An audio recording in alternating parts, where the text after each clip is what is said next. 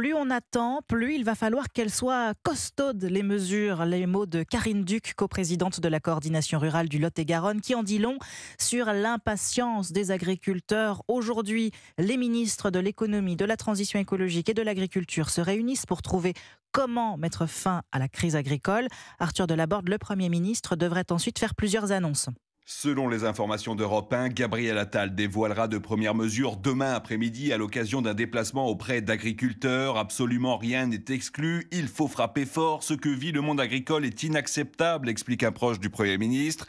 Plusieurs pistes sont sur la table. Des aides à la trésorerie, un allègement des contraintes administratives ou encore des compensations à la hausse prévue de la taxation du gasoil non routier, voire même son abandon pur et simple. Le chef du gouvernement redoute que quelle que soit l'ampleur de ces annonces, beaucoup les interprètent comme insuffisantes, mais il est plutôt serein, dit-on dans son entourage. Il a tenu à rencontrer ces derniers jours la quasi-totalité des représentants syndicaux avant de dévoiler son plan. Il est globalement raccord avec eux. Les échanges ont été très bons, assure un fidèle du Premier ministre, qui décrit néanmoins Arnaud Rousseau comme assez dur. Hier soir, le patron de la FNSEA a d'ailleurs appelé Gabriel Attal à prendre en compte l'intégralité de la centaine de propositions soumises par le premier syndicat agricole. Arthur Delaborde du service politique d'Europe